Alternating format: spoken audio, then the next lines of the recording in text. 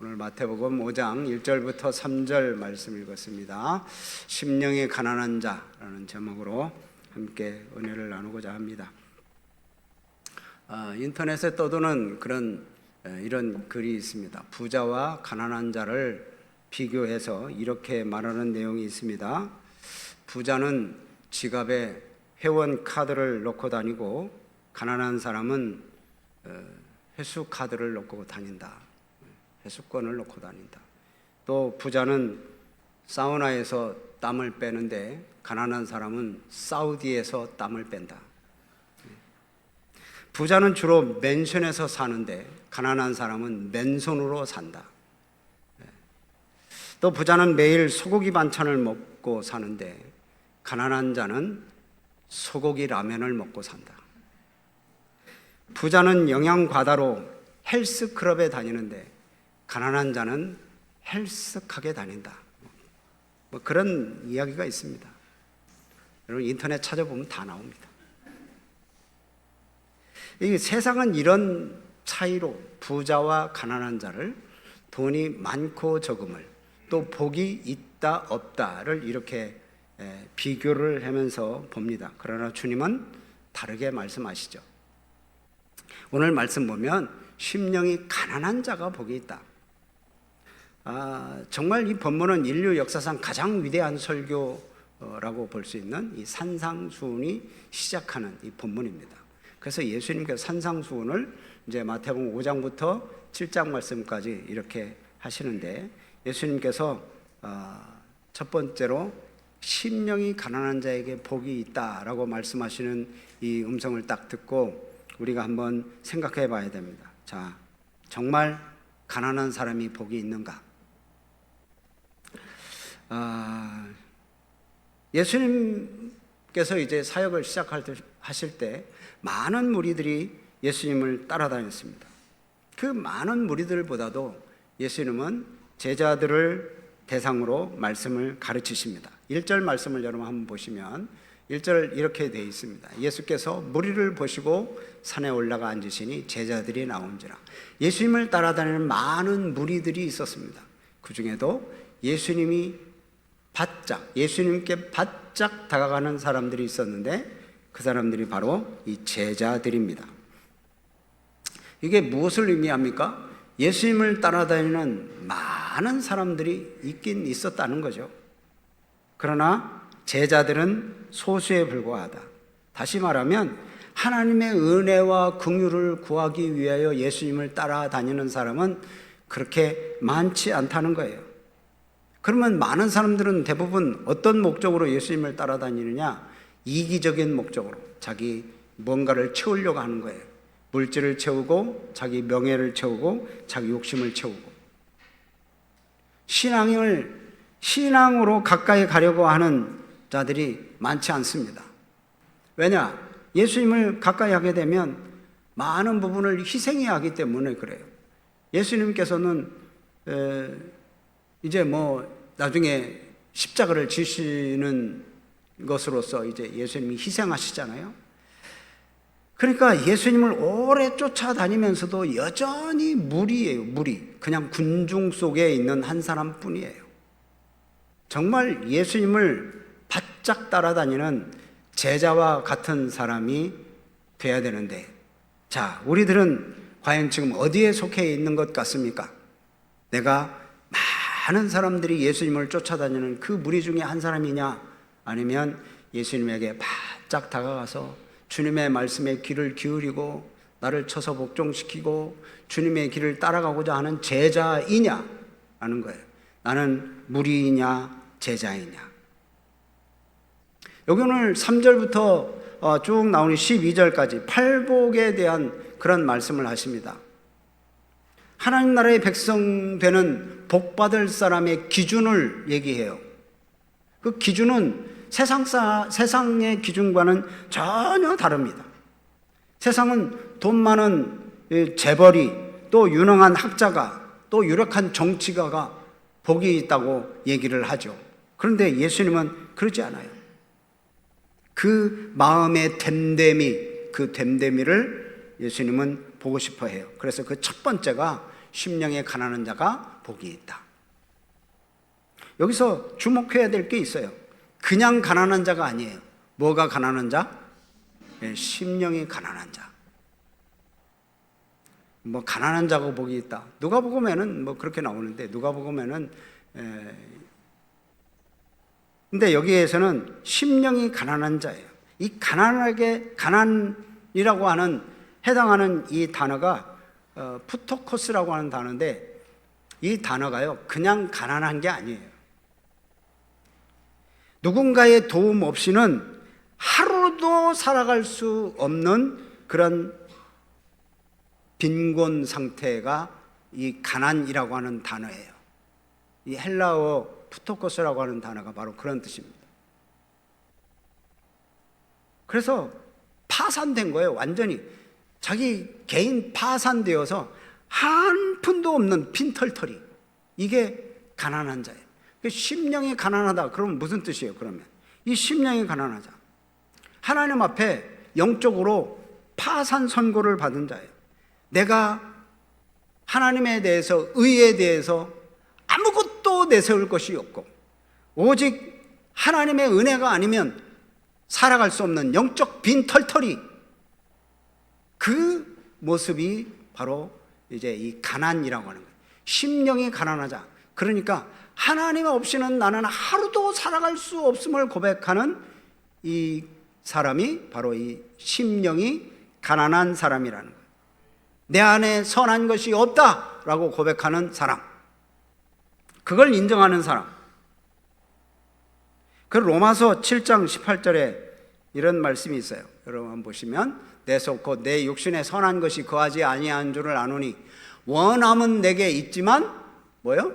선을 행하는 것은 없노라.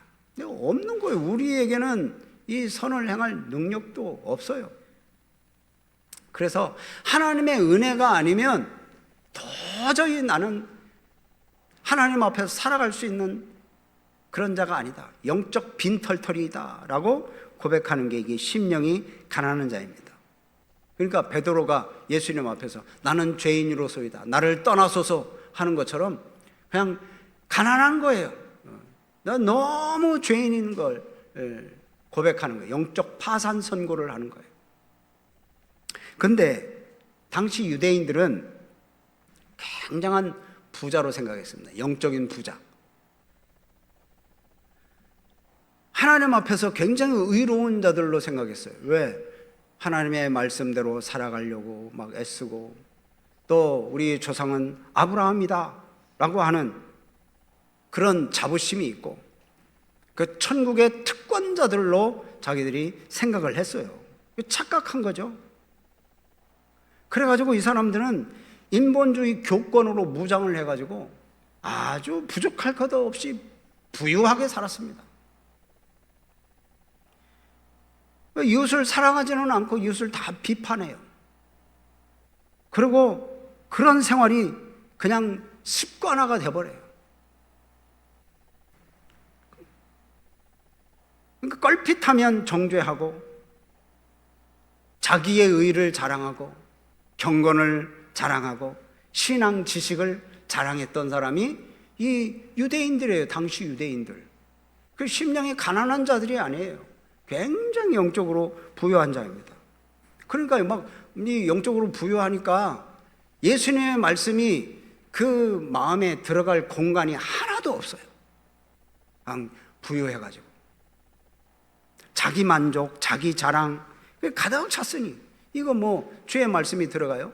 이런 사람이 가장 불쌍한 자예요.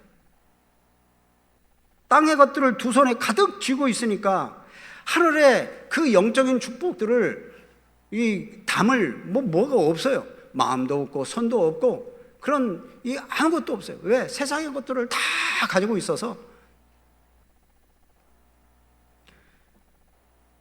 그래서 주님을 따르기 힘들어요.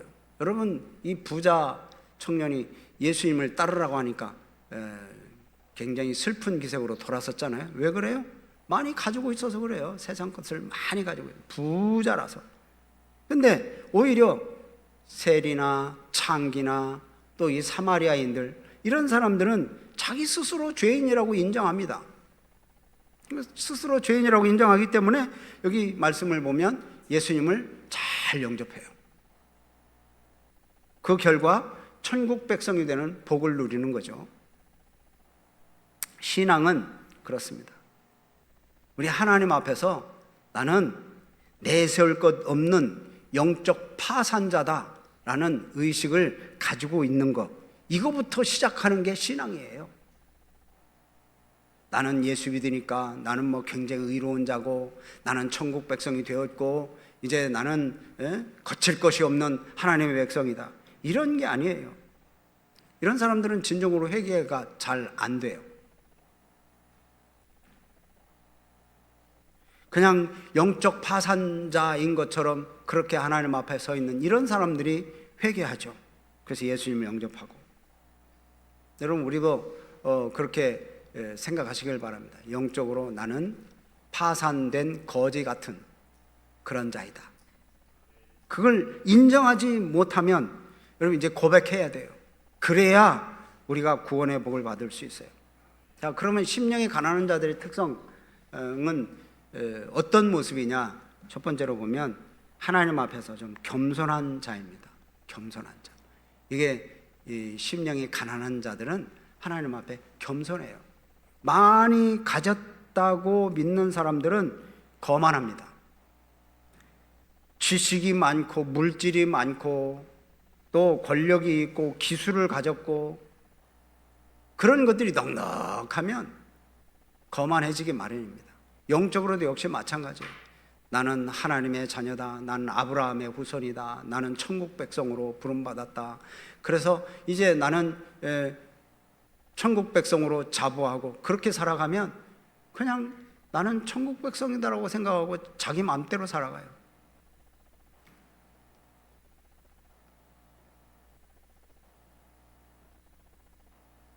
잠언 18장 23절 보면 이런 말씀이 있습니다. 가난한 자는 간절한 말로 구하여도 부자는 엄한 말로 대답하느니라. 나름대로 자기 생각으로만 가득 찼기 때문에 내 마음에 안 들면 기분 나빠요. 내 생각으로 가득 찼어요. 또 내가 알고 있는 대로 하지 않으면 싫어. 그러니까 뭐 내 기준이죠. 내 기준. 내 말대로, 내가 시키는 대로, 내가 생각대로, 내 생각대로 하지 않으면 기분 나쁘고 싫고, 그래서 다 싫어. 그러니까 내 주변에 있는 사람들이 싫기 시작하면 다 싫은 거예요. 다 싫어. 근데 상대적으로 마음이, 심령이 가난한 자는 하나님의 은혜가 살 수 없음을 고백하는 사람 아니에요? 그 사람은 이제 내가 하나님의 은혜가 없으면 살 수 없으니까 다른 사람들을 비판할 수가 없어. 긍휼이 여기에 어떤 상황에서도 원망 대신 감사를 선택해요. 모든 자들에게 겸손해요. 하나님 앞에서도 겸손하고 또 이렇게 사람들 앞에서도 겸손해요. 왜? 내가 겸손하지 않으면 얻을 게 없어요. 여러분, 겸손이라는 게 뭡니까? 지식이 없어서, 권력이 없어서 어쩔 수 없이 겸손한 척하는 게 이게 겸손입니까? 이건 겸손 아니에요. 지식이 없고 권력이 없고 그러면 진짜 겸손해야죠. 그냥 겸손해야지. 그냥 말이 필요 없이 겸손해야죠. 그러면서도 교만하면 참 문제가 많죠. 자, 그런데 겸손이라는 건 힘이 있고 빽이 있어도 없는 사람처럼 살아가는 게 겸손이잖아요. 우리 아까 겸손이라는 찬양 우리가 했잖아요. 겉사람이 드러나지 않고 속사람이 드러나는 거. 이 심령이 가난하면 남들보다 못 사는 그런 상태에서도 그런 상태에 있다 해도 도움을 받으면서 막 기분 나빠하지 않아요. 왜? 내가 못 사니까 뭐 도움 받는 건데. 내가 좀 있으면 나를 뭘로 하는 거야? 내가 뭐 어떤 사람인데 나한테 구제를 하려고 그래? 그래서 좀 기분 나빠하겠죠. 근데 없는 사람이 아이고 주면 감사하죠. 감사하죠. 그럼 싫은 말을 들어도 기분 나쁘지 않습니다. 왜? 하나님 앞에서 완전히 다 비웠기 때문에, 이 심령이 가난하기 때문에 싫은 말을 들어도 다 그냥 기분 나쁘지 않아요. 왜? 입장 바꿔놓고 생각해보면 이해가 되는 거 아니겠어요? 저 사람이 내 입장이라면 어떻게 생각해? 그렇구나. 험한 일을 당해도 마음 상하지 않아요. 그러니까 이 가난한 사람은 그런 겁니다. 그래서 하나님께서 그렇게 말씀해요. 예수님께서 천국이 그들의 것이다. 이미 천국이 임한 거예요. 이미 천국이 앞으로 임할 것이다가 아니고 이미 임했다. 현재형이에요. 현재형. 그 사람은 이미 마음에 천국이 있어. 세상 뭐 어디 어지럽고 시끄럽고 뭐 누가 나를 비방하고 욕하고 그래도 딱 천국이 있는 거예요. 그 사람이 심령이 가난한 자, 천국이 그들의 것이다. 그러니까 다시 말하면 자기를 최대한 낮추는 자, 천국에서 가장 큰 자로 하나님이 삼으신다고요. 예수님께서 그러시잖아요. 자, 마태복음 20장 말씀을 보면, 마태복음 20장 26절 27절 보면, 크고자 하면 섬기는 자가 되라. 또 너희 중에 누구든지 으뜸이 되고자 원하면 너희 최고 낮은 종이 되어라. 여러분, 이거 우리 많이 들었잖아요. 다 아시잖아요. 근데 이게 안 돼. 좀 섬기려고 섬기는 자리에 있으면서도 고개는 빳빳해져요. 또 종의 자리에 있으면서도 막 으뜸이 되려고 해요. 이건 아니에요. 끝까지 섬기는 자로, 끝까지 종이 되어야 하나님께서 세워주시는 거예요.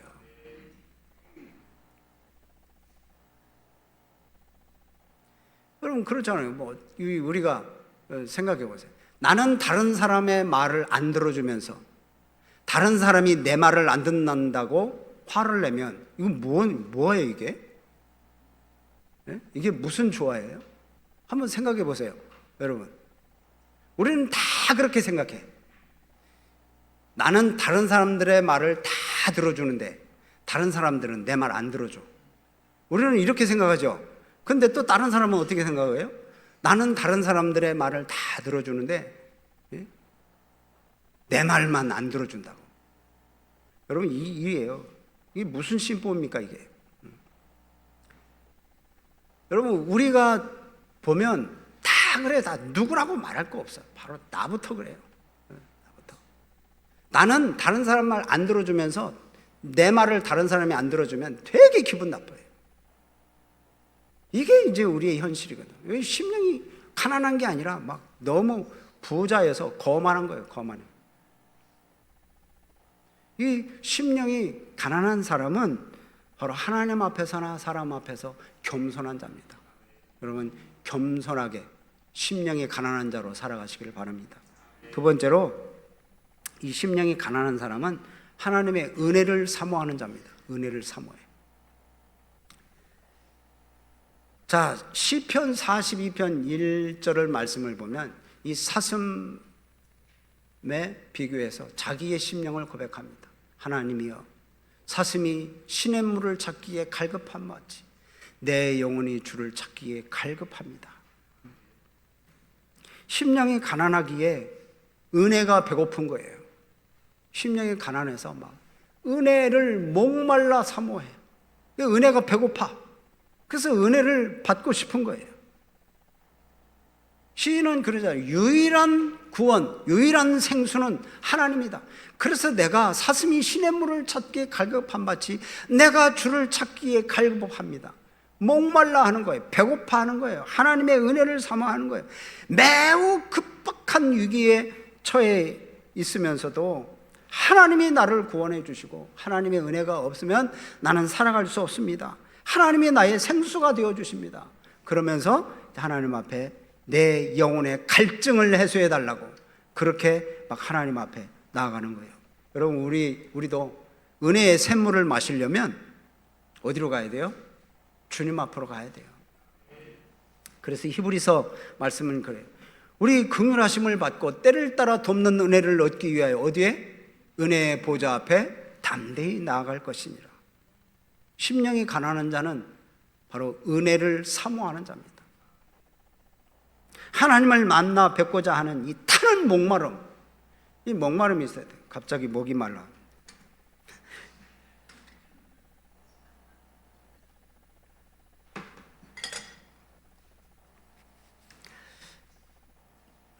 오늘날 우리가 주일에 빠지지 않고 하나님 앞에 예배하고 하나님을 찬양하고 또 이 성도들과 깊은 교제를 나누고 그 안에서 행복을 누리고 만족하고 기쁨을 누리는 것, 이거 정말 아름다운 일이에요.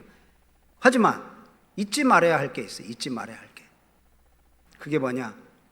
하나님 앞에 갈급한 심령의 회복이에요. 내가 하나님을 오늘 만나지 못하고 돌아가면 나는 이제 그 자체로 죽을 것이다. 그런 갈급한 마음. 내가 오늘 하나님을 만나지 못하면 나는 오늘 마지막이 될 것이다. 이런 갈급한 마음.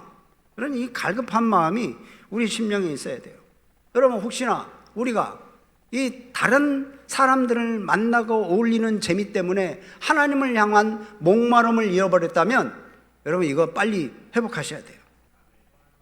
다른 사람들 보기 싫은 것 때문에, 나 저 사람 보기 싫어. 이 보기 싫은 것 때문에 하나님을 향한 목마름을 잊어버렸다면 여러분, 빨리 회복하셔야 돼요. 여러분, 노래하고 찬양하고 즐거운 그런 교제에 매몰되어 가지고 하나님을 찬양하는 그 하나님을 향한 그런 기준을 잊어버렸다면 빨리 회복하셔야 돼요. 타는 목마름, 간절함, 이것을 가지고 우리 하나님께 나아가야 돼요. 이 애절한 마음으로 여러분 하나님을 사모하시기를 바랍니다.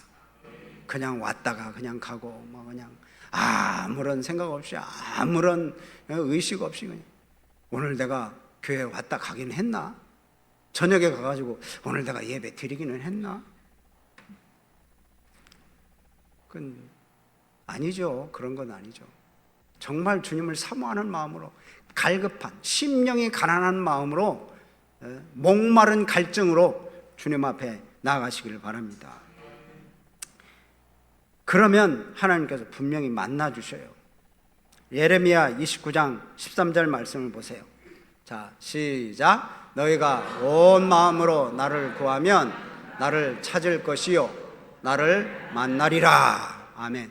온 마음으로 나를 구하면 나를 구하고 찾고 그러면 만날 거다. 여러분, 이어령 박사 여러분 아시잖아요. 이제 소천하셨지만 이어령 이 박사가 지성에서 영성으로라는 책을 썼습니다. 그 안에 무신론자의 기도가 있습니다. 딸이 이제 병이 들어서 눈이 시력이 잃어갈 때 이 딸이 늘 이제 이 아빠한테 전도를 했거든요. 이 이어령 박사에게 늘 전도를 했는데 예수님이더라고요. 그런데 이제 이어령 박사가 이 딸이 시력이 잃어가는 그 시점에 하나님 앞에 무신론자의 기도를 쭉 써요. 그게 이제 혈류증에 걸린 여인이 예수님의 그 옷자락에 손을 대는 그런 모양새로 이렇게 써내려갑니다. 제가 뭐 다 읽을 수는 없고 제가 조금만 적었는데요. 이런 내용이 있어요. 하나님, 당신의 제단에 꽃 한 송이 바친 적이 없으니 절 기억하지 못하실 겁니다. 좀 더 가까이 가도 되겠습니까? 당신의 발끝을 가린 성스러운 옷자락을 때 묻은 손으로 조금 만져봐도 되겠습니까? 이러면서 하나님 앞에 다가가죠. 이 문학적인 분이라 막 기도도 되게 문학적으로 이렇게 써요. 무신론자의 기도라고 하면서 우리는 이렇게 기도 안 하잖아요.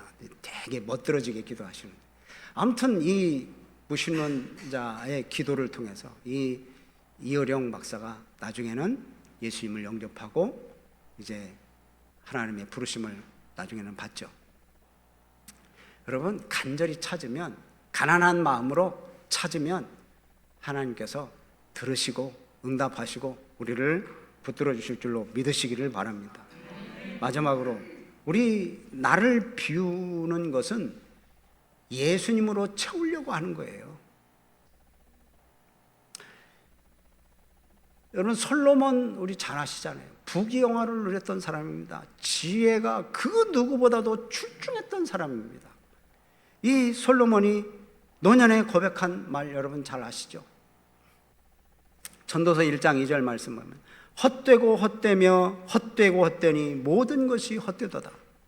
여러분 왜 모든 것이 다 헛되다고 그랬을까요? 심령이 가난해질 수밖에 없는 그런 인간의 실존을 알기 때문에 그래요.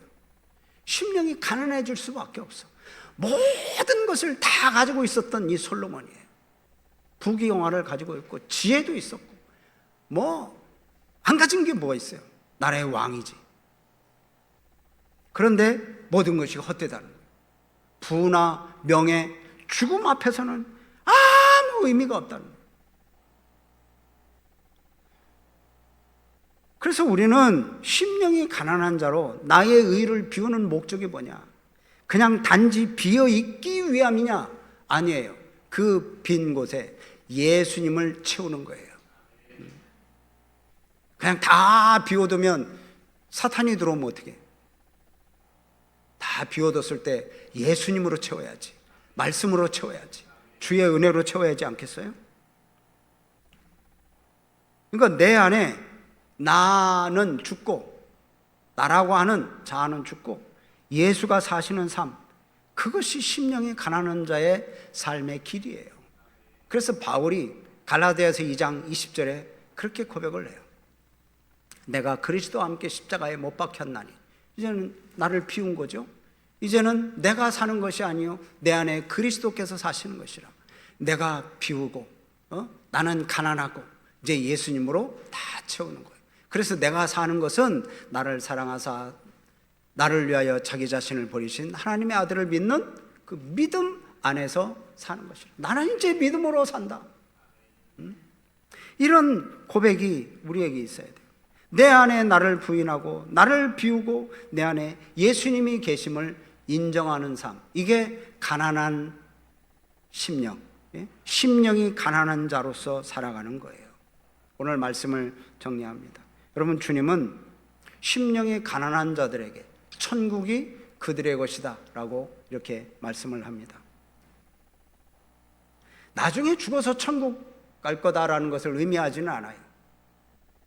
천국이 그들의 것임이요, 이게 현재형이에요. 현재형. 앞으로 천국이 그들의 것일 것이요, 이게 미래형이 아닙니다. 이게 현재형으로 쓰였어요. 지금 당장 하나님의 통치를 경험하는 그런 복을 누린다는 거예요. 세상의 부요함으로 채워진 마음에는 천국이 임할 자리가 없어요. 여러분, 그래서 가난하게 살으라고 하는 게 아닙니다. 이 심령이 가난한 거예요. 하나님 앞에 비우고 또 하나님의 은혜가 아니면 나는 살아갈 수 없는 그런 존재입니다 라고 고백을 하는 거예요. 나를 비우고 주님의 은혜만을 구하는 이 가난한 심령에 바로 하나님의 통치가 임하고 하나님의 평강이 임하고 하나님의 기쁨이 저와 여러분들이 임할 줄로 믿습니다. 이제부터 하나님 앞에서 심령이 가난한 영적 거지로, 영적 가난한 자로 살아가시기를 바랍니다. 주님, 나는 주님 없이는 한순간도 살 수 없습니다. 이렇게 심령이 가난한 자로 살아가야 돼요. 처음에 말씀드렸듯이 내 손에 세상의 회원권을 가지고 있는 것, 이것 때문에 하늘의 생명권을 못 잡으면 어떻게 해요? 그런 마음을, 심령을 가난하게, 좀 낮게 예수님 모시고 나는 죽고 예수님이 내 안에 산다는 것을 알고 스스로 낮추는, 그래서 천국의 주인공으로 사시는 우리 성도님들이 되시기를 주의 이름으로 축복합니다.